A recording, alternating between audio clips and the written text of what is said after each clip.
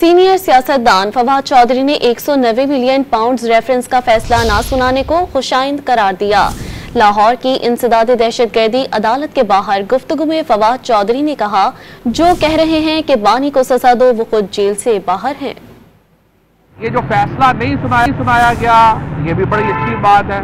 मैं तो हैरान उन लोगों के ऊपर जो आके बढ़ के मार रहे हैं कि नहीं आप इमरान खान को अंदर रखें, सजाएं दें। तो भाई आप लोगों का क्या मसला है?